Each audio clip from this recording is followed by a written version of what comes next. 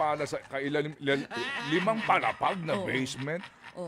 Hukay ka ng hukay. Sabi, parang Oo. umiinit. Tama. Parang tapos direct, parang umuusok. Talaga bang demonyo ka na at wala ka ng puso? Oo. Di ba? Delikado rin yung Mas grabe maya-maya, lalim ng hukay maya-maya, mo. may kumukulo. Oo. Di ba? Mm. At pagkatapos paghukay mo, pinakahuling palapag, Na doon na si Satanas, no? Nagbanding tuloy kayong dalawa. Sino? si Saldi on Ice. Wala!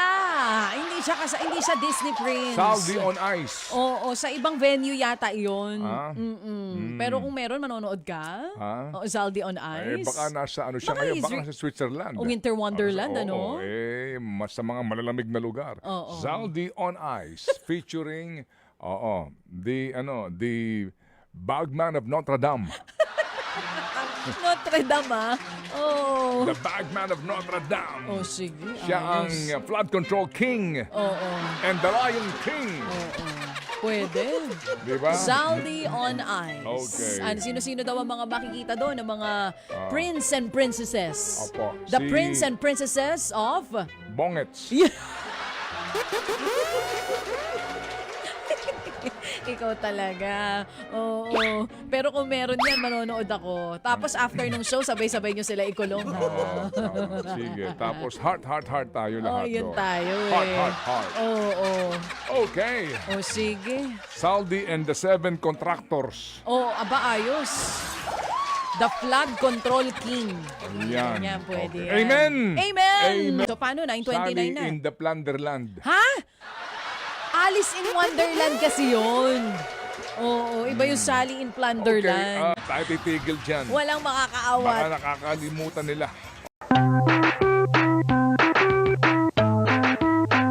Kung walang postponement, Wala. Tuloy na tuloy ang Pasko. Hindi ko lang sure kung tuloy ang sabing may makukulong, ha? Wala pa rin, ha? Meron bang ngayon, opisina ang mga regional trial court? Meron namang arrest warrant? Kay Saldi ko. Wala pang arrest warrant sa Saldi. Meron namang isa na kulong, ano si lang. Sara Diskaya. Yung pa lang so far. So Oo. far. Kasi yung iba na cite in contempt lang, di ba? Okay. Oo, but the rest, they're happy. Oh, sige. Oo. Ang aga-aga. Yung galing Kasi sa flood control, pang Noche Buena nila mamaya. Kakasimula na ng ating program, Yun na baby girl. nga, Ikaw naku naman po. talaga, Oo. Why are you like that, ha? Paskong Well, Pasko. walang pahinga. Hindi tayo makakalimot kahit Pasko. Baka akala nung iba, porke Pasko, nakalimutan na Oo natin. nga, sabi ho ng iba, kahit na ho Pasko, kahit na ho Pasko, wag ho tayo makakalimot. Dahil yan ang kanilang gusto na magkalimutan na po tayo. Sandali lang, ha? Bago ho tayo magkalimutan, Ito na, Sige, birahe. birahe. Ha? Oo, birahe. Hindi, kala ko ba ano? Ano? Ay, wala tayong ano dito. Wala kang ano? Wala tayong pahinga dito sa pagbirahe. Ayun, pwedeng porke Pasko, lie low na tayo. Anong unang gusto mong simulan? Ha? Oo. Gusto kong mamaya kasi gusto ko hintayin muna makipaggising na sila. O kaya baka po nasa abroad na sila. Oo. Karamihan sa kanila nag-abroad. Naman. Nagsialisan na. Talaga? Oo. Hindi nila sasamahan ng Pangulo? May trabaho pa rin daw ngayong Pasko? Ang tanong, i-veto kaya ni Pangulong Junior yung sinasabi ng mga health professionals na alam niyo ho, Mr. President, yung MAIFIF na yan, yung AX na yan, kakaunti lang po actually, hindi naman kakaunti yung 20 billion, di ba? O 30 billion, pero mas maliit ang hinihingi nyo, dinoble-doble nila. Hindi ba kayo nagtataka dyan kung bakit? Anong palagay mo? I-veto kaya ito na Presidente? Well, if he is for transparency at siya ay nakikinig sa taong bayan, dapat i-veto niya. Dahil hindi lang naman isang grupo ang nagsasabi nito. Ako naman, Hindi ba? palagay ko hindi niya i-veto yan. Ay, ganon? Lalo na sa mga panahong ito. Hindi ba? May mga ugong-ugong sa lower house. Oo. Narinig mo yung ugong. Anong ugong? Parang ugong sa tenga mo. Oh. Ano nga daw yung ugong? May mga ugong-ugong. Palilipasin nila itong Christmas season na ito. Opo, nagbibilang na po sila doon. Ha? Aba, may bilangan. I'm sure, alam na. Hindi naman siguro may tahatanggi. Oo, nagbibilang. At hindi ho naman din po maitatago na kapag po may mga galaw na nangyayari dyan at may sisingaw at may sisingaw. Di ba? Lalabas din at lalabas. Yes. Oo. Pero Pag huwag naman nagkataon. sana. Parang mas delikado tayo doon. Sa maugong na yun. Ha? Oo. Ganun? Oo. Ganun ka Gusto mo rin? yon? Ha? Gusto mo yon siya? Aba, sa akin, Oo. sa akin, Wala naman tayong mapili, pero parang delikado tayo dun sa maugong na yun. Sige, so mamaya na po yung issue po na yan. Kasi mayroon pong report din ang Commission on Audit tungkol sa AIX naman. Itong assistance for individuals in crisis situation ng DSWD. Mamaya po sa oras na 6:24 in the morning, hihimayin pa rin po natin to. Kasi girl, kahapon na pag-usapan natin yung AKAP. Ano po, na sinasabi po naman talaga dahil sa noong pa man ho sinasabi, noong pa man ho, wala yan sa plano, wala yan sa NEP, wala sa lahat yan. Wala po sa deliberasyon yan ng both houses. Biglang isiningit yung akap na yan, doon lang sa BICAM at yung nga po ang nangyari. Ang laki po ng questionabling disbursement, halos 1 bilyong piso. Ngayon, meron po naman din sa AIX. Ang sinasabi po, may mga akap recipients na doble-doble po tumanggap din ng AIX. At mamaya po, babasahin natin yung sinasabi ng COA na itong mga paayudang ito, sa halip talaga na makatulong sa mga kababayan natin, ito po ay nagsisilbi po ito na dole out na nagbubunga ng katamaran ng mga marami pong Pilipino sa kanayunan. Ano ibig sabihin? Kasi po, hindi na po naghahanap ng trabaho at umaasa na lang po sa mga ayudang ito. Masakit man pong sabihin kasi may doble-doble daw, girl. Ano sinasabi? Ang sinasabi po dito ng COA ay ang mga nakatanggap ng AIX ay nakatanggap din ng AKAP. At yung record nila ang gulo. Oo. Opo. Yun na nga eh. Same with the AKAP. Sinasabi ng COA, wala silang maayos na listahan. Dito naman po, sa AIX, ang sinasabi, magulo yung kanilang sistema. Kasama rin dito yung hindi paglathala sa bawat opisina ng DSWD kung sino na yung nabigyan nitong AIX. Akala ko ba transparent tayo? At, Hindi kasi natanong natin ito before. Ang sinasabi sa atin ni spokesperson na lagi nating nakakausap dito, Irene Dumlao ng DSWD, inilalathala nila yan sa mga opisina. Hindi ba para nakikita at hindi nauulit? Kasi itong AKAP, supposedly, dapat isang beses lamang daw yan na tinatanggap. Oo. Hindi One ba? time. Hindi yan dapat nauulit. Pero Okay. hindi ganoon ang nangyayari on the ground. At yung nga po, yung AKAP po ay naimpluwensyahan ng mga politiko, lalo na yung AIX dito po sa report ng COA. Tama. Pinanghimasukan po ng mga politiko ang disbursement ng pera. Okay, so yan po mga kapatid po ang ating pong tutunghayan mamaya sa ating pong paliwanagan. Kasi po, again mga kapatid, hindi ko mapagtanto, no? Itong mga isyong ito. Despite dito po sa klarong-klaro po na ito po mga kapatid ay ginagamit sa pamumulitika. Tuloy-tuloy pa rin po ito. Despite po sa protestation ng iba't ibang mga sektor, tuloy-tuloy pa rin po sila. Nangangahulugan po na wala silang pakialam. Ang importante lang po ay ang kanilang sariling interest, pansariling interest. Diretsahan ko po sinasabi yan kahit na po magpapasko. At yan ang malungkot na katotohanan sa bayan na ito. Hindi pa rin po sila nagbabago. Despite itong napakalaking iskandalo ng korupsyon, ganun pa rin po ang karamihan sa kanila. Ganun pa rin po sila. Sukdo lang po talaga, mawalang galang lang po. Pasko, kaya medyo may minusa natin po yung mga salita na masakit na ating sasabihin. Oo. Opo. Lalambingan mo ng konti. Opo, sukdo lang pa rin po ang kakapal. Sukdulan ng kakapalan ng mukha. Nako, hindi ko nga sinabi yung mukha eh. Ay, Kakapal malambing na naman lang. yung pagkakasabi ko. Sukdulan ng pagnanakaw. Uh-huh. Sukdulan ang, 'di ba, ang paggamit sa pondo Okay, ng sige. bayan na para bang pera no? nila. Okay. So mga kapatid, ito po na nagkaroon na po ng DPWH leaks. Aaron. Aba, yung paborito mong senador, Aaron. Parang Number walang 3. ligtas Parang walang ligtas sa mga senador. Lahat kasama. Oo nga, pero Oo, may top notcher. yeah, At 105 projects. Yung top notcher po, kumbaga, pinakikilala ho nila bilang, alam niyo mga kapatid, sa totoo lang, sa totoo lang po, mamaya tunghayan natin yan. Kasi sa lahat ng ito, uulitin ko lang po, no? Sa lahat po ng mga balitang ito, doon tayo muna tumunghay sa usapin po ng walang illegal sa insertions. There's nothing illegal about insertions. Sa budget, ha? Opo, wala. Yung mag-insert ka ng kung ano ng proyekto, walang illegal doon per se.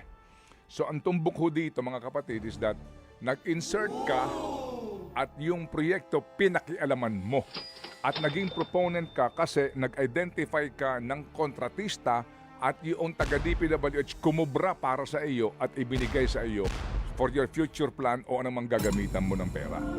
Yun po ang question doon. So sabihin man pong itong senador dati o ngayon po top-notcher, pero walang illegal doon. Ang illegal dyan ay yung pinakialaman mo yung proyekto at kumita ka sa kickback doon sa proyekto. Ang tanong, merong insertion, paano mo maiuugnay yung mambabatas doon sa eskandalo ng korupsyon? Yung mga sinasabi po sa mga nagtestigo sa Senado, magandang halimbawa dito yung pangalan pong Try-Give o Layvar. Yan mga kapatid, ano po ha? Ang kwento dito, again ni Yusek Roberto Bernardo. Kung babasahin po ninyo yung kanyang affidavit. Ang tanong dyan, Mr. President, bakit po saldi ko, diskaya, alright? Itong si Boss Henry, si Bryce, pero nasaan na yung Try-Give? Nasaan na yung Adrian? Nasaan na si Maynard? O di ba? Kasi po ngayon sa may sinasabi ng mga files na nare-recover, ang akin lang worry dito kung ikaw may hawak nun, so ikaw ang may control kung anong informasyon ang ilalabas mo. Hindi ba? Paano kung ang mga na-recover mo ng mga files, may mga informasyon na mag-uugnay sa inyo. O mag-uugnay sa mga taong pwede mag-ugnay sa inyo. Hindi nakababahala din kasi sa mga panahong ito, hindi ho ba? Hindi maitatanggi ang takipan. Ang aga ng think about it. Oo. Sipin mo, right? Oo, ang tagal na natin hinahanap yung mga taong nabanggit. Nandito pa ba sila sa Pilipinas? Yan ang sinasabi po natin mga kapatid, ha? Dito po sa sinasabi ho na may hawak, may nag-turnover, may hawak na files. Tangi lang daw ho, si Vince Dizon lang ho ang pwede maglabas nito. Kung ikaw lang may informasyon na iyon, ikaw lang nakakaalam doon, ikaw lang nakabasa ng mga notes na iyon, ikaw lang, ikaw lang ngayon ang may control kung ano lang ang ilalabas mo. Nako, dapat linawin yan ni Secretary Vince Dizon. Pero hindi niya malilinaw sa atin ngayon dahil di siya available. Asan ba siya? Nasa ibang bansa yata. Oo, hindi ba? Okay. O yun ang naulinigan ko. Oo, syempre kayo naman napagod itong ating mga officials. Dapat silang magpahinga. Oo. Ano bang ating hinahanap? Sino bang ating hinahanap? Mga kapatid, ang ating mong hinahanap today.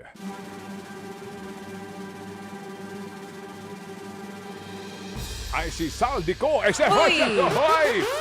Oo, wait lang Ay, kayo. sorry. Nagsushoot pa ng video yan eh. Ha? O baka nagsushoot ng bagong video. I doubt it. I doubt it. O you feel wala nang next? Wala na. Wala na. Tingin mo tapos na yon? Ewan ko Yun na lang. yon? Baka naguhukay doon sa basement. Yun lang. Oo nga. Grabe yung, Park. grabe yung basement Direct. naman niya. 5 palapag na Pababa. basement. Oo. Wow. Kinabog yung SM ha? Excuse me ha, dali lang. Kung ganun na kalalim, baka mapunta ka na sa impyerno. yung hukay no? Kapag- Oo, delikado din. Pagpala mo ng pagpala sa kailalim, 5 palapag na basement. Oo. Hukay ka ng hukay. Sabi, parang umiinit. Tama. Parang tapos direct, parang umuusok. Talaga bang demonyo ka na at wala ka ng puso? Oo. Di ba? Delikado rin yung Mas grabe maya-maya, lalim ng hukay maya-maya, mo. may kumukulo. Oo. Di ba? At pagkatapos paghukay mo, pinakahuling palapag. Na doon na si Satanas, no? Nagbanding tuloy kayong dalawa. Oo. Grabe, ano? 5 palapag. 5 palapag na pababa. Basement po Hindi mo yan. pwedeng i-search warrant. Patingin nga, Oo. gano'ng kalalim yun. Alam mo, actually- Paano ka makapaghuhukay nun? Tsaka isang mo itatambak yung hinukay mo. Magagawa ng paraan yan pag marami kang pera. Oo, tsaka bawal ba yon? Bawal ba yung Tatambakan daw ng, basement? gagawin daw ho. Parking lang yun. Hindi, gagawin daw po, tambakan ng pera. Oh, yun ang sinasabi sa mga balita. Pero ang Sabi sabi ng abogado ni ni Secretary, Zaldico, oo. this is just for cars. Parang ganun yung sinasabi. Wala naman daw katotohanan. Akong Di ba may kotse. sagot? May sagot Anak yung ng pating, abogado. gano'ng karaming kotse yun? Oo. Limang palapag pa ilalim? Ang sinasabi ng abogado nitong si Zaldico, dapat daw yung mga pahayag na yan, yung mga nagpaparatang na may ganun si Zaldico sa bahay, sa Forbes, dapat maglabas daw ng ebidensya. Okay, sige. Oo. So tama yung sinabi mo. DILG Secretary John Vic Remulla, patunayan mo, puntahan mo ang bahay ni Zaldi at ipakita mo sa amin na may 5 palapag na basement iyan. Kasi kung nagkukulang ang parking sa Metro Manila, ipagamit na yun. Hindi ba? Hindi.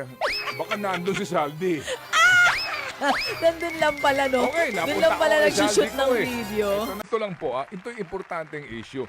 Inyo pong pansinin ngayon, mismo na nanggagaling sa bantay presyo ng Agriculture Department, yung pong local commercial rice, yung pong maganda-gandang klase, 60 pesos na ang prevailing price. For Metro Manila, okay, doon po sa imported mga kapatid, halos pareho ang presyuhan nito.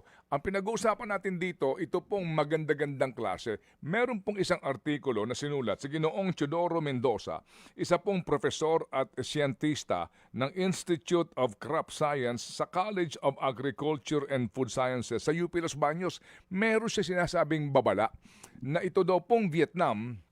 Opo, kasi nga ito po yung ating halos 90% ng ating imported po na bigas ay nanggagaling sa bansang ito ay nagtaas na po ng antas ng kanila pong itinatanim na variety ng bigas.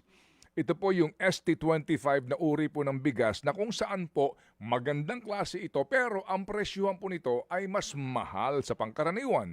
Ang sinasabi niya, mukha pong kapag ito na ang inaaniho nila by next year, baka po magkaproblema tayo sa presyuhan po ng bigas na imported and then again, ang effect po naman din nito sa ating pong supply sa merkado. Ating kausapin si Professor Teodoro Mendoza. Magandang umaga po, Professor. Good morning, sir. Magandang umaga naman, Tukayo, at maganda naman at na-invite ninyo ako na mag-clarify ng mga issue na ganito. Opo. Opo. Kasama ko po si Chacha at ito po'y napaka-importante kasi aanhin pa natin ang ulam kung walang kanin. Di ba? Opo. Okay. Sige. Unahin na po Hindi natin. naman mawawala ng kanin. Una po, yung ST25, yan ay world best rice starting 2019 na even Secretary Laurel acknowledged it. Okay? Na tayo naman daw ay naging segunda yung ating Mabango 3 or RC218 na ang sa merkado ay dinurado. So ang sitwasyon naman po, hindi naman siguro kaagad-agad next year. Ang estimate nila, perhaps in 3 to 5 years period. Okay. Kasi mahirap naman yung massive scale kaagad. At ang testing nila sa isa pang site lang sa Vietnam. And so we still have sufficient time to address just in case. Okay. Kasi naman po, as an agronomist, ang sinasabi naman po namin, with the current technology, we can be self-sufficient in rice. Okay? Okay. So, yun po, nandito na yung mga hybrid natin na pwedeng mag-yield ng 8 to 10 tons per hectare, whereas our average yield is only 4 tons. So, pwedeng madoble yung ani. Yung nga lang, may requirement. Siyempre, kailangan ng sufficient irrigation. While NIA is saying effectively irrigated ay 1.5 million hectares, kailangan itaas natin ito ng 2 million hectares. Okay? So, I just do not know in 3 to 5 years period kung magagawa ito. Samantalang, on the other hand, ang yung land use conversion, patuloy pa rin. Na ang kiniklaim namin is more than 500,000 hectares na prime irrigated rice land ang na-convert, irretrievably converted to non-rice use. So yun po ang ano natin. And then idagdag mo pa yung climate crisis natin.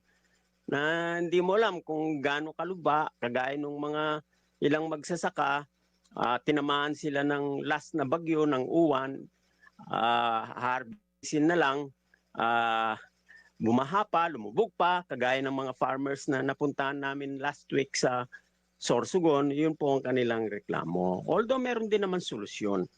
So briefly, yun po ang ating Sitwasyon. Okay, opo. Mm-mm. Sige. So, Prof, kasi po, bagamat meron na ho tayong mas magandang variety ng uri po ng ating pong palay, ano po, at pagkatapos po may mga ginagawa din po naman na mga tulong ang pamahalaan para po sa mas magandang produksyon ng ating pong palay, pero yung cost of production and the earnings of the farmers, paano ho natin mababalanse yon sa ngayon po na programa ng gobyerno? Yan po ang pinakamalaking dagok sa mga magsasaka. Magsimula po nang ma-pass yung rice tariffication law na unrestricted na yung importation, ay talagang naging parang masamang disaster, more disastrous, ang sabi ko nga sa isang column ko, further disastrous than Yolanda Typhoon, na ang damage ay napakalaki. Kasi ang estimate namin, mga 250 billion worth of palay, if palay is both at say 25 pesos per kilo, yun ang advocacy price namin, about 250 billion ang nawawala sa kanila. Ngayon, dito sabihin na natin diretso, pinagyayabang nilang napakataas na budget ng DA na more than 250 billion. Nung i-search ko po, wala na namang pondo for palay purchase na naka-specify doon. Okay? So, yung 58 billion ay para lang dun sa yung sa RCEP pa rin yun eh. Opo. Kasi sa RCEP, tinaas from 10 billion, ginawang 30 billion yung pag-amend doon. Yung 18 billion naman ay sa rice subsidy under the 20 pesos benting rice. Opo. And then yung 10 billion ay rice for all. So in short, yung 58 billion na yan, walang naka-allocate na budget sa NFA to buy palay at floor price under Executive Order 100, neither for Executive 101. Ano ba yung Executive Order 100?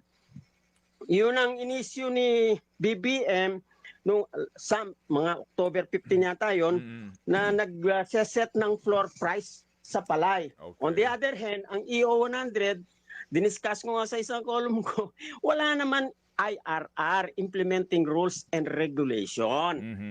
Kasi pag walang ganun, meron kang order, wala namang budget. Paano? Ang estimate naman namin, dapat umabot hanggang 100 billion para makabili something like 20% ng palay ang NFA para makatugon dito sa price dumping ng mga cartel natin, ng mga traders natin. And then, additional, mga 100 billion for the warehouse system na itatayo. Kasi ang NFA ngayon, kasi nga, nalimit siya sa pagbili ng buffer stock natin under rice tariffication law na equivalent lamang sa 5 days na buffer stock for calamities, disaster-stricken areas. Okay? Ngayon, yung EO 101 naman ay para daw ma-implement yung sagip-saka. On the other hand, ano bang good features ng sagip-saka? Yun pwede hong bumili ngayon ang gobyerno, ang local government units nang walang bidding. Ang problema nga doon, ang pwede silang bumili na ganon doon sa mga farmers na registered, yung kanilang cooperatives. Ang tuos namin, ang mga farmers natin na registered ang cooperative nila at membro sila is only 5% of the total. So anong mangyayari sa 95%? Okay? Opo. So at the same time, under EO 101, wala rin specific budget na nakalaan. Okay? Opo. So, yun po ang hindi magandang pamaskong handog. Ni-research ko lang po lahat ito for the interview para ako rin. Ano ba ang future ng pagsasaka ng rice farming dito sa Pilipinas? Okay. Ang sige. sabi ko, with BBM now in governance, wala pong pag-asa. I'm sorry to say that. Kaya ho mga magsasaka, alam ho ninyo, taga-Tarlac ako ang origin namin. Although for the last 40 years of my life, dito na ako nakabase sa Laguna because nagturo nga ako sa College of Agriculture, UP Los Baños. Ano po, marami na raw hong hindi magtatanim ng palay sa Tarlac. Mismong ang ate ko, in-advise ko na wag na muna siyang magtanim. Kasi last year, nadugi na siya ng 8,000 pesos dun sa isang hektaryang tinataniman niya ng palay. Sabi ko, kung bibili ka na lang ng bigas, sobra na sa iyo yun for the year, yung 8,000. So, ba't ka pa mamumroblema, kako? So, yun po, marami na hong maalis ngayon sa rice farming because of that. Yun ang main threat, immediate threat sa rice security natin. Okay? And then, yun na nga, ang malaking problema nga doon, pag hindi na magtatanim ng palay ang mga magsasaka at mag-i-import na lang, okay, meron pa rin bigas. Ang problema, wala namang trabaho. Okay? Kasi ang affected ho, na maunang maapektuhan dyan, yung mga farm workers, yung nagtatrabaho sa bukid. Okay? Opo. So, isa yun. Pag wala silang trabaho, maghahanap siyempre ng ibang trabaho. Okay? So, mawawala na sila sa bukid. So, sino ngayon ang maiiwanan sa bukid? Okay?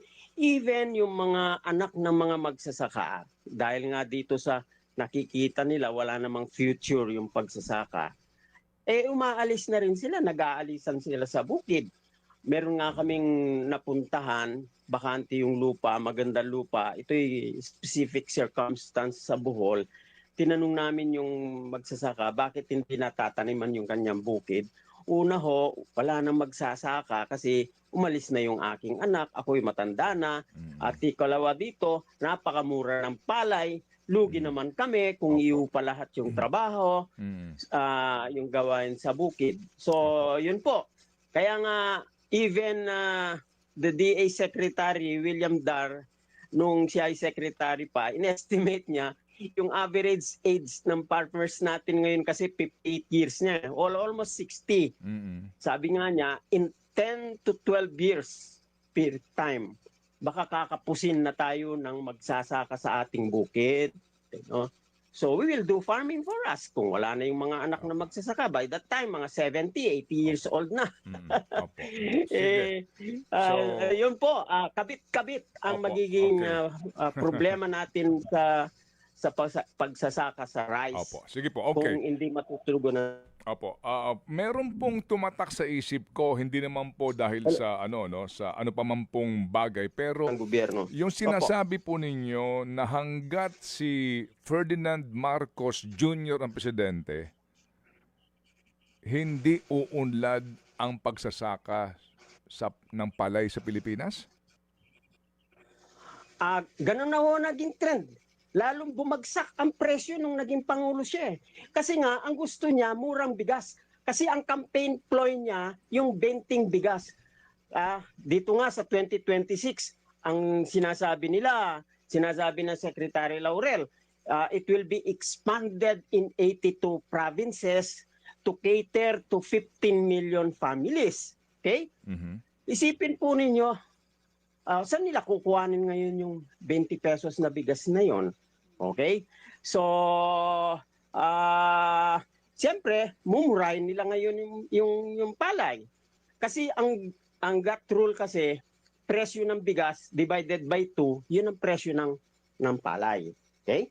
So, kung 20 yan, di 10 pesos.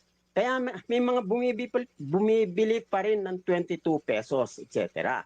Ngayon, yung nabanggit naman ninyo kanina na medyo tumaas na yung presyo ng bigas, na yung magandang kalidad ay 60 pesos per kilogram, tama naman po yon. Although dito sa Bayi, nandun pa rin yung medyo mura na 36, 38, 40 pesos per kilo, mga ganon. Mhm. Kami, ang binibili namin mga bigas yung 40 pesos per kilo. Mhm. Kasi ayaw ko rin naman na masarap ang masyado yung bigas kasi yan ngayon ang isang implikasyon. Marami na akong kumakain, masyadong mataas ang consumption, kaya associated yung white well-milled rice sa incidence ng diabetic type 2. Okay? Marami Opo. ko ngayon diabetes dahil malakas silang kumain ng Kanin. Opo. Okay. kanin. Sige. So, Okay. yun po. Opo, sige. So ganito po, atin pa hong klaruhin po ito, no? Hindi naman po sa ano paman, pero ang binabanggit nga kasi dito ni Professor nga, yung pong nung nagsimula ka sa iyong panunungkulan, hanggang sa ngayon na almost 2 taon na lang mahigit ang iyong term, na hindi nagagawa yung mga na dapat nang gawin. Bagamat merong mga, sabihin na po natin, na mga anunsyo na para daw sa kapakanan ng mga farmers. Halimbawa nga itong Executive Order 100, setting the palay floor price, pati yung sa gipsaka na 101 po na Executive Order, etc. Pero hindi ito nagtatagumpay o hindi magtatagumpay kasi nga walang sapat na pondo. Walang pera ang NFA para bumili po ng palay at walang pag-iimbakan. At saka doon po naman sa mga LGUs, hindi naman sila din competent kasi wala din naman sila mga bodega. Di ba, na pag-iimbakan, etc. Sige, so, sir, sa ngayon po na itong direksyon ninyo sa panunungkulan po ni Mr. Marcos, saan tayo pupulutin by 2028 after his term nito? Yan po ang magandang tanong kasi kung patuloy na ganito ang programa within the next 2 years pa na ay ito this coming dry season specifically, maraming hindi magtatanim dahil nga hindi nalulugi sila. So, paano yung susunod na mga taon? Hopefully, meron pa rin namang may import na murang bigas kasi hindi pa rin naman tuloy-tuloy malawak yung production ng quality rice, ng ST25. Meron pa rin ho namang bigas siguro tayong makakain. On the other hand nga, pag nag-import ka, walang trabaho yung mga tao sa rural areas kasi ang ibig sabihin nun, nawawalan tayo ng worth 250 billion pesos na nagsisirculate sa rice areas. Okay? So, anong ibibili nila ng pagkain? Anong ibibili na nila ng bigas? Okay? So, may ripple effect, domino effect po yung importation na sinasabi natin kung yun ang magiging policy nila. Ngayon, by the time na dumating yung negative feedback, wala na sila sa gobyerno. Okay? Tapos na yung term nila. So, paano yun? Hindi na sila ma-account, etc.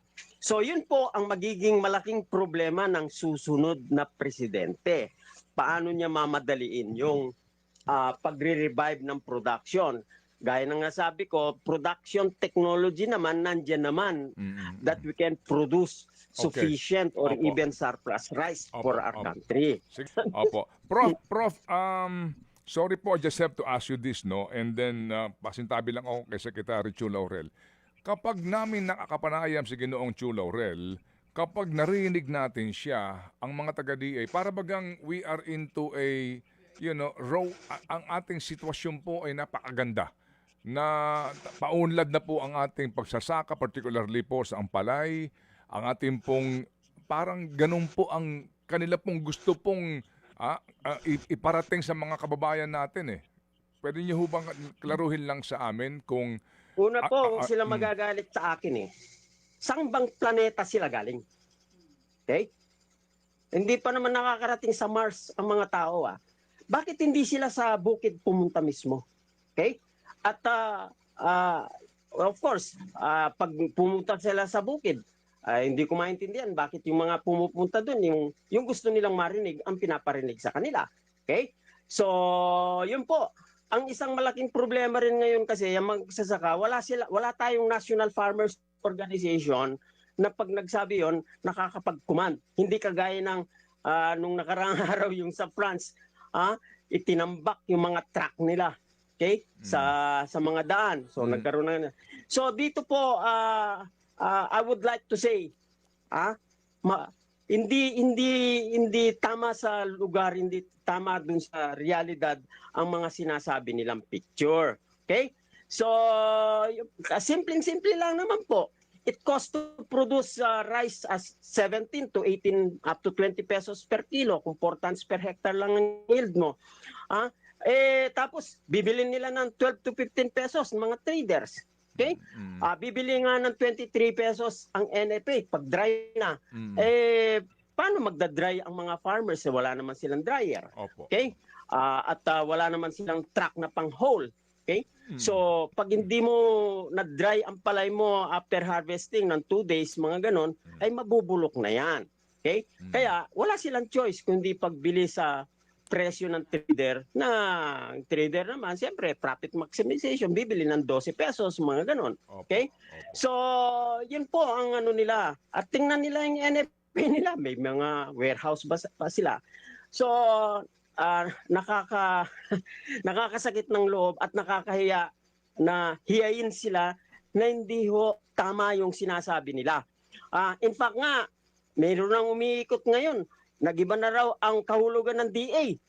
Hindi na Department of Agriculture. At alam mo ba ninyo kung anong sinasabi nila? Ano po? Ang DA? Di alam ang kahulugan. So, di alam daw ang sitasyon sa bukid. Yan buhang ngayon ang kahulugan ng DA. Opo, sige po. So, nakakalungkot po. At panahon ni BBM, sari-sari, interconnected. Hindi lang ho ang corruption sa DBWH ngayon ang malaking problema natin. Ang malaking problema natin, kasiguruhan sa pagkain. Bakit ang taas-taas ng presyo ng gulay, presyo ng prutas, samantalang kaya naman nating itanim ito. Kaya hong i-address naman sana yan kung nakatuon ang atensyon ng gobyerno. Okay? Opo. Ang sufficient budget ho dapat ng DA according to UNFAO 10% of our national budget. So 10% ng 6.78 billion Trillion. ay dapat trillion, dapat 678 billion. Magkano lang ang budget? It's only 258 billion. It's only 1/3 of the optimum. Okay? Plus, yun na nga, ang budget ho ng DA ay napakababa for the last 10 or 20 years na. Napabayaan ho talaga ang agrikultura. To show you ang budget for agriculture per capita ng Vietnam is $47. Ang Thailand, $45 per capita. Alam mo ninyo kung magkano Pilipinas? Magkano po? It's only $13. So we are way behind. Ang kabilang itong where we are importing ng 4 times ang budget na inallocate para sa agriculture, para sa kanila magsasaka. Sabi ko nga, ang stabilizing price ng Thailand is about 600 billion.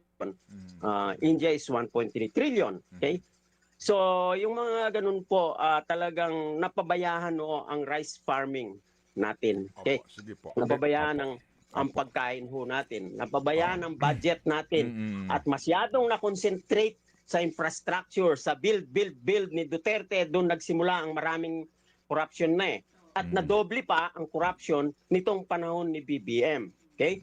So, yun po ang natin, nakakalungkot na sabihin ito for our future generation. Although ako senior na, paano itong mga apo natin? Opo. So, yun po, kaya patuloy pa rin tayong aktibo sa mga ganitong pananaliksik, debate.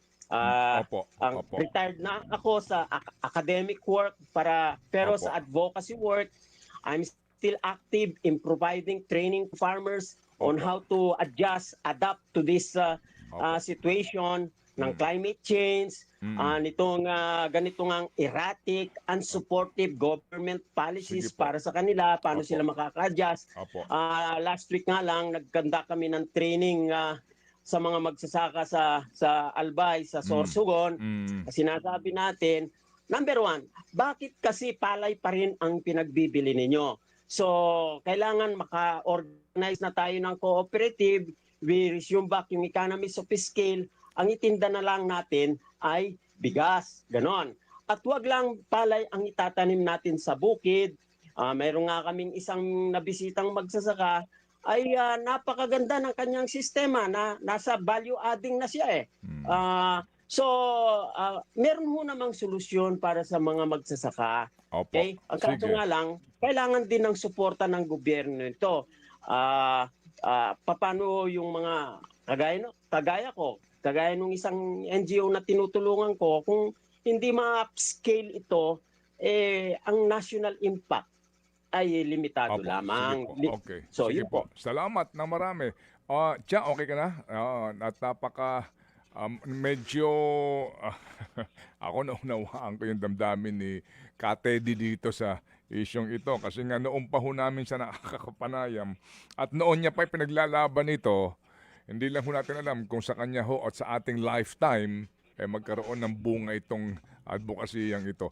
Opo, anong pahabol mo, Cha? Please, go Yes ahead. po. Sir Teddy, meron kayong post sa Facebook tungkol po dito sa inaprubahan na Farm to Market Road budget ng BICAM na 33 billion pesos.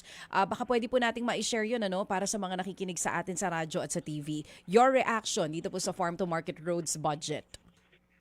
Kailangan po talaga yung daan yung farm to market roads. Wag lang sanang mapunta ulit sa farm to pocket roads na naman.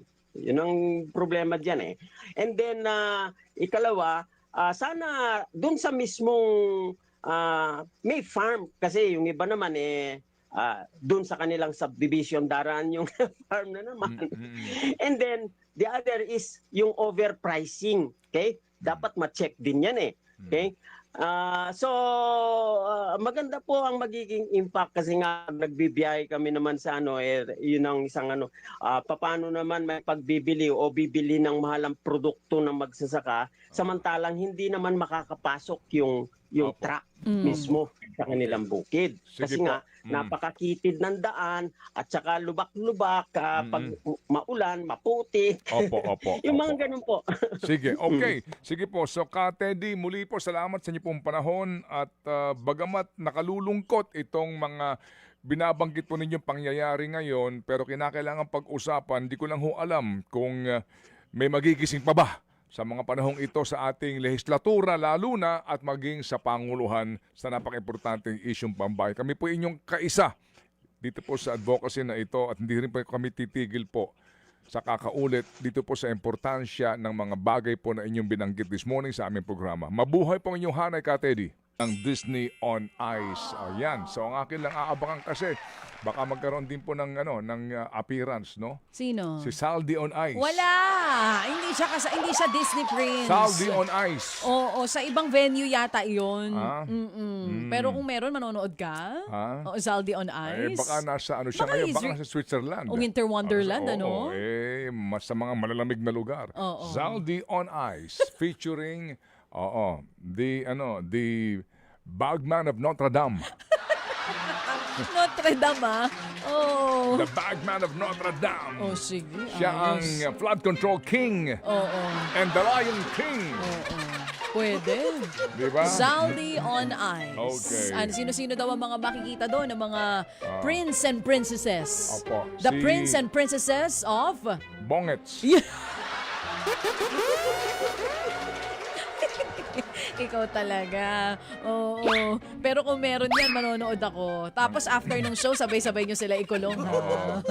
Sige. Tapos heart tayo lahat. yun doon. tayo Heart. Oo. Okay. O sige. Saldi and the Seven Contractors. Aba, ayos. The Flood Control King. Yan. Yan, pwede Okay. yan. Amen. Amen! So, paano na? 9:29 Sally na. in the Plunderland. Ha? Alice in Wonderland kasi yun. Oo, iba yung Sally in Plunderland. Okay, tayo titigil dyan. Walang Baka makakaawat. nakakalimutan nila. O baka gusto nila malimutan natin ito. Huwag tayong makakalimot, ha? Kaya po, sa totoo lang, kaya po ang Pasko ngayon medyo parang nabahiran po talaga yung ating pong Pasko. Nabahiran, nadumihan nito pong skandalong ito. Sa totoo lang po, kaya ganun po yan dahil sa mga taong ito Huwag natin kakaligtaan. Tuloy pa rin po ating panawagan. Sa gitna kahit na Pasko, ikulong ang mandarambong! Bong, bong, bong, bong!